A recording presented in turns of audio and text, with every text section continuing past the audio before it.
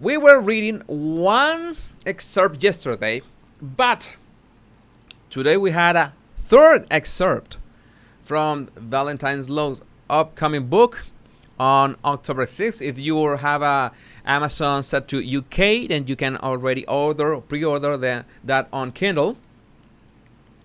But we will be reading this today. I haven't gone through this. I don't know what I'm going to read, so I will be reading along with you for the first time. So let's do this. Harry and Meghan. Harry. They felt cornered, misunderstood, deeply unhappy. The Sussexes have been scathing in their criticism of the firm. Did their departure need to be so bitter? In our third extract from his new book, Valentine Low reveals the tense negotiations surrounding Megxit. Yeah. Oh yeah. Megxit. Let's do this. Before Harry and Meghan returned from Canada in January 2020, where they spent Christmas with their baby son Archie away from the rest of the family, Harry sent an email to his father saying that they were unhappy.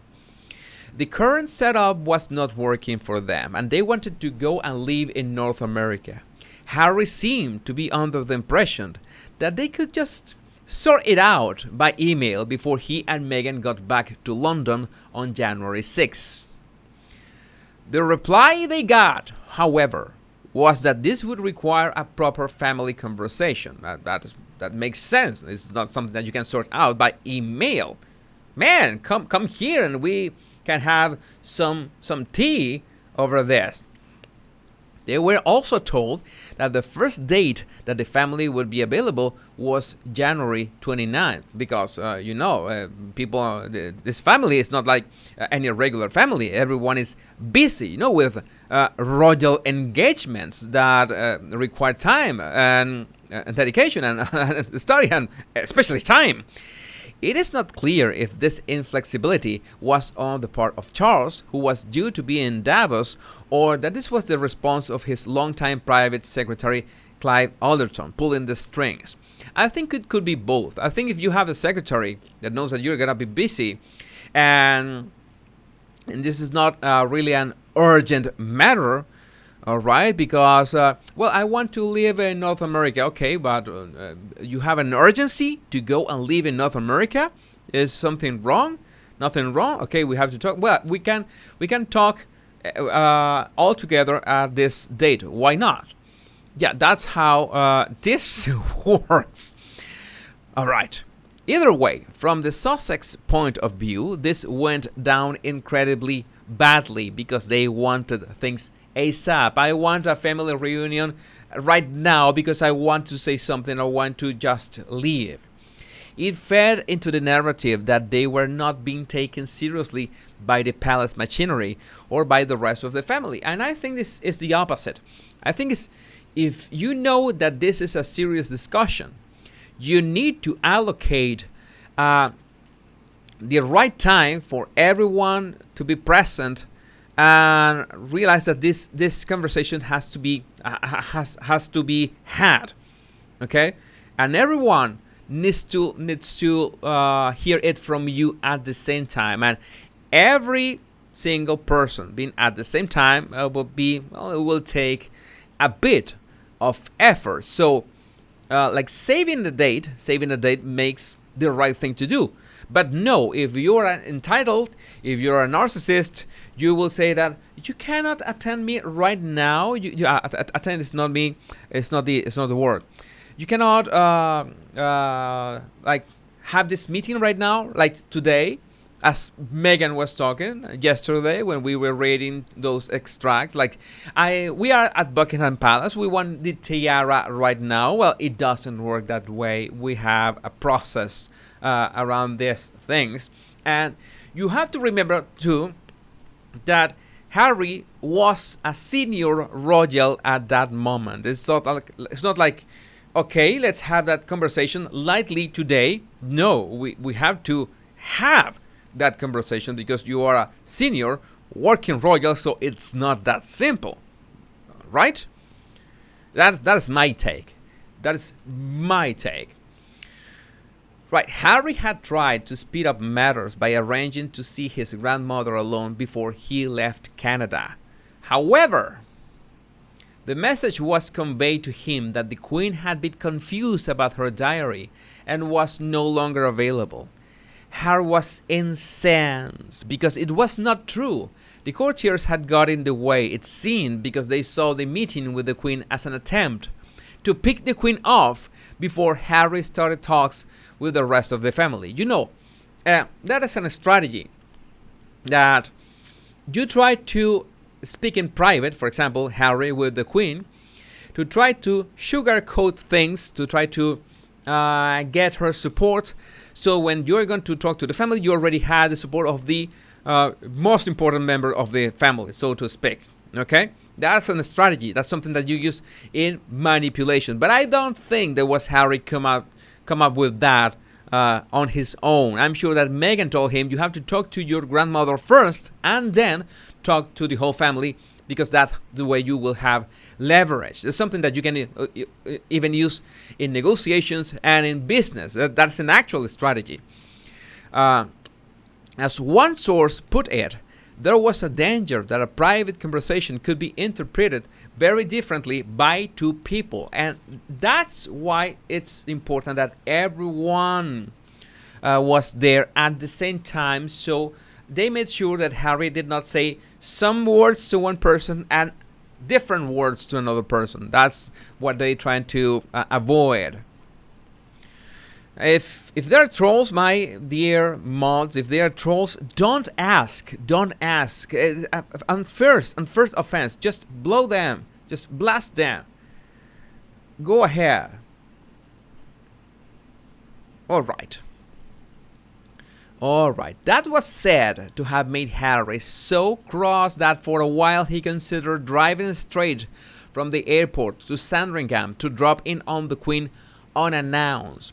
He eventually dropped the idea, but it was a sign of his frustration that he even contemplated such a move. When someone is hot-headed, that's was trying to react this way, it's not the way to act. This is not the way to act, and he must be have been pressured by Meghan, of course, because that Harry to act by himself. Well, no, he doesn't have the guts. You got to do this. Given that the couple announced their plans to stand down on January 8th, and the royal family met to discuss it all 5 days later on January 13, the so-called Sandringham Summit, it seems that the family diary was rather more flexible than originally appeared. Well, maybe they blindsided someone? Perhaps.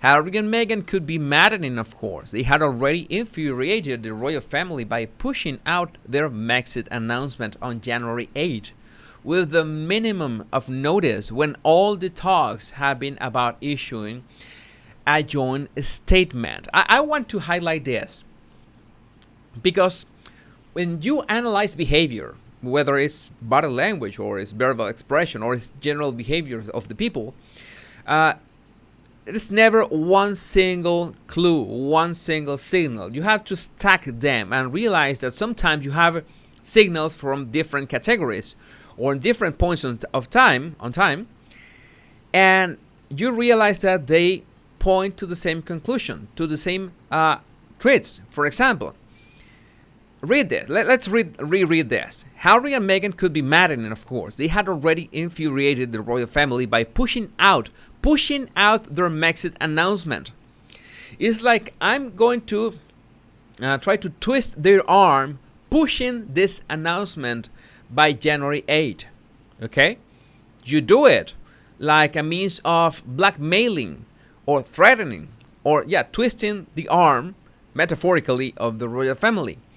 Don't you think it sounds a lot like when Meghan says, Harry, you have to announce that I'm your girlfriend. Like, we have to do this, go publicly as soon as possible. Doesn't it sound like the same strategy, like the same tactic? like coming from the same person. Like, we have to go public with this. We have to upset everyone, no matter what. This is how it works. And you see that there's repeating patterns of behavior when you spot, they pushed that Megxit announcement. Meghan was pushing for the announcement that she was Harry's girlfriend. There's a pattern in there. But the palace also showed the sort of initial inflexibility that was always guaranteed to infuriate them. Harry and Meghan felt cornered, misunderstood, and deeply unhappy. If the rest of the institution failed to appreciate that, even if their demands were unreasonable, the departure negotiations were never going to end happily. Interesting, this comment here from Jane, probably because Catherine's birthday is January 9th. Yeah, but well, you know that is regular Meghan strategy, by the way. Like, let's do this around right before certain dates. What do you think about that? Is that regular Meghan behavior? I think it is. I think it is. Never going to end happily. It is uncontroversial to suggest that the Sussexes would regard the talks as a failure. They wanted to find a compromise whereby they could leave part of the year abroad, but carry out some royal duties at home. No such compromise was found. Instead, they lost their royal duties, their patronage, Harry's military affiliations, their security, their income from the Prince of Wales, and for official purposes anyway, their HRH titles. They pretty much lost everything except for the freedom to do exactly what they want. I don't know. That was their freedom, their way of freedom. It's something. It's something that they strive for. It's even that book, Finding Freedom. Just so full of you know what. But it's like I'm having an idea that they are regretting that decision, and they are regretting it more and more every day. For everyone that has sent a super chat, thank you. I will read and comment every single one of your super chats by the end of this video. I appreciate that. It's so kind of you, and I'm really thankful for you having the initiative to send your super chats. The rest of the royal family lost a much-loved member of the family, and so the creation of a rift that has resulted in the self-exiled Sussexes still throwing VAR criticism across the Atlantic. It will take a long time for the institution to get over the accusations the couple made in their interview with Oprah Winfrey, including the implication that the royal family is racist. No one in the royal family on either side can have been happy that Harry did not attend the memorial service to his grandfather, the Duke of Edinburgh, in March 2022.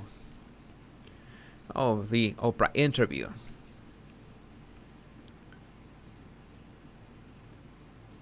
In the immediate aftermath of the Sussex bombshell on January 8th, when the Queen said she wanted all four households to work together at pace to find a workable solution, Edward Young, the Queen's private secretary, was with the Queen at Sandringham. The first negotiations took place in Clarence House,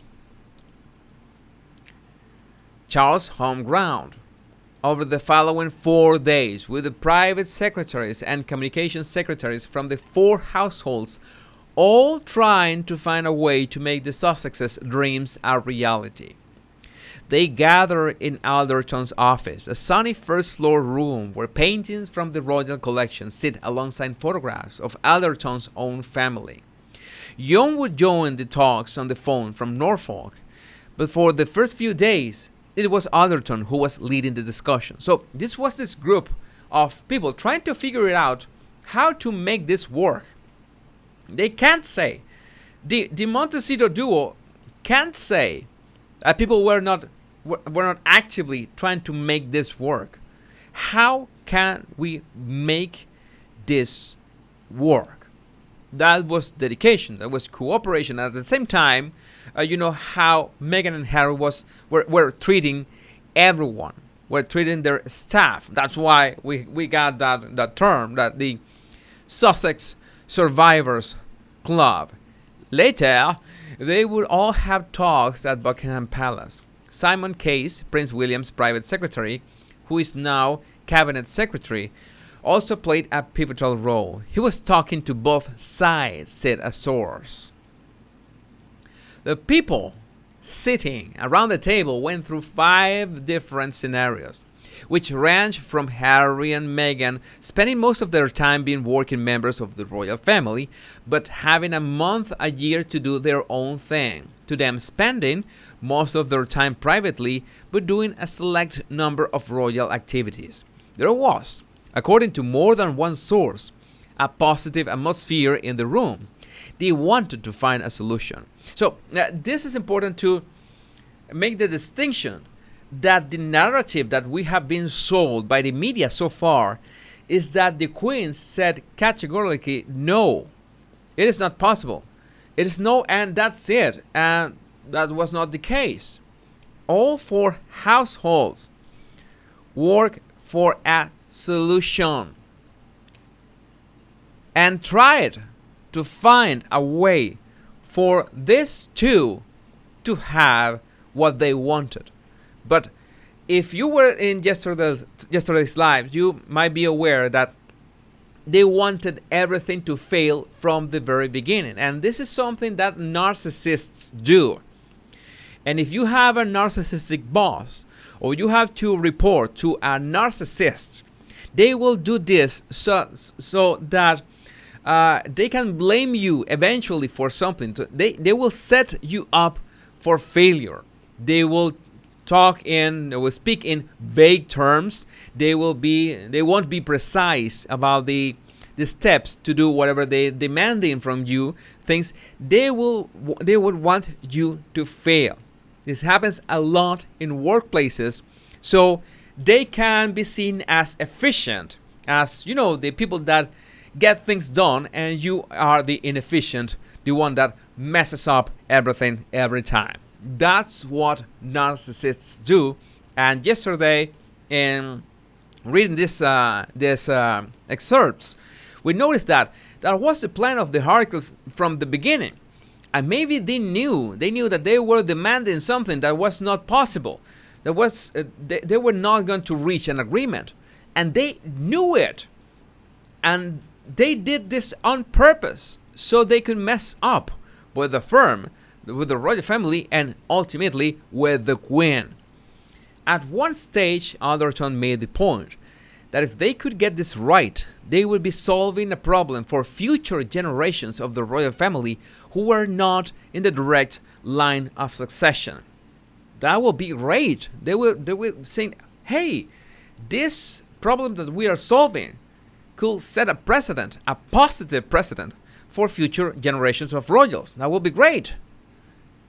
That will be great.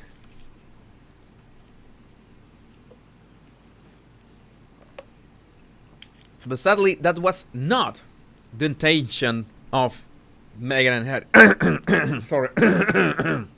And Harry. By the end of the week, the 5 scenarios had been worked through. The view from the palace establishment was that, however much time Harry and Meghan spent away from royal duties, anything they did would reflect on the institution.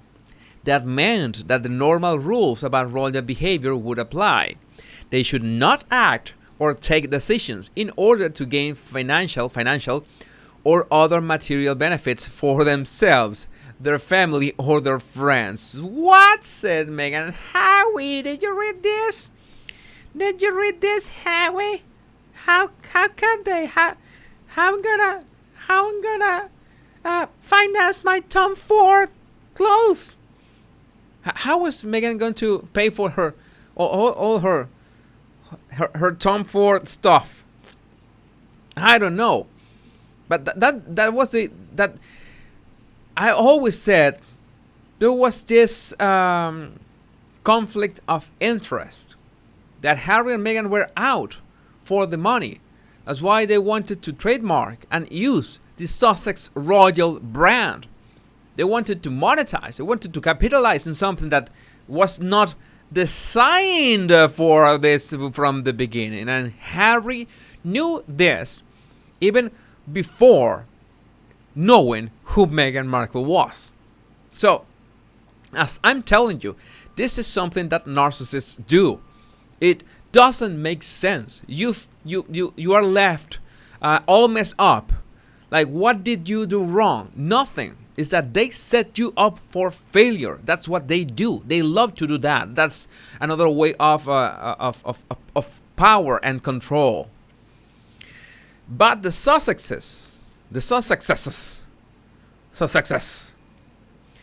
wanted their freedom to make money, freedom to dip their toes into American politics. Oh my God, oh man, oh God, oh man. There was no way for the two sides to reach an agreement on that point.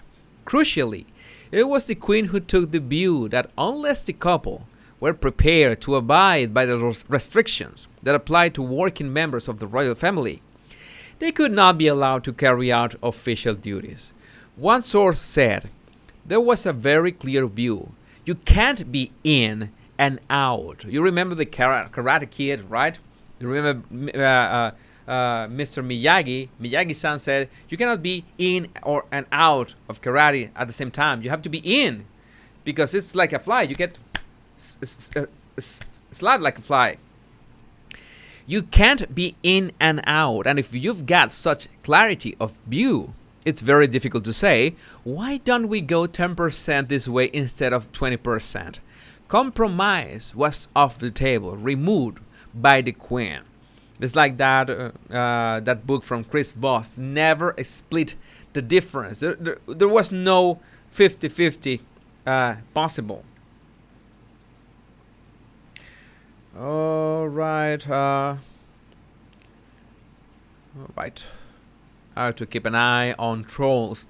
Could Harry and Meghan's departure have been handled differently? Did the most senior courtiers in the institution, Alderton and Young, have a grasp of the situation soon enough? Were they unaware of how unhappy Harry and Meghan had become and how bad things had become with their staff? Or were they burying their heads in the sand? Did they let a personal dislike of Meghan prevent them from seeing the very obvious dangers that lay ahead? One former insider has described how Young's predecessor, Christopher Gade, the Queen's long-serving former private secretary, who was effectively ousted by Prince Charles in 2017, used to walk the corridors to know what was going on. Did Young walk the corridors? Did he? Yeah, they pulled the rug, as NS is saying in the comments. Is that? Is a way of saying this? It's a way of saying this. One former palace insider believes the way the developing crisis was handled was incompetent beyond belief. They said, I think Meghan thought she was going to be the Beyoncé of the UK. No.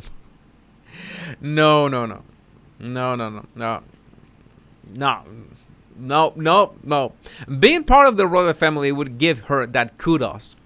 Whereas what she discovered was that there were so many rules that were so ridiculous that she couldn't even do the things that she could do as a private individual, which is tough. It just required the decision makers to sit around a table and say, okay, what are we going to do about this? What do you need to feel better? And what can we give? So Meghan wanted to be the star. That's why in that interview and their engagement interview, when Harry begins to say that Meghan is going to be a great team player, a new great addition to our team, Meghan just changes. Her mask slips, and she gets bitter in a matter of seconds, a fraction of a second. She doesn't like it. It was premonition. It was a red flag. There is, however, another view that nothing could have ever saved the situation. The two sides were just too far apart. Another palace source, who has been critical of the Queen's private secretary Edward Young in the past, said, "I think that it was an impossible task.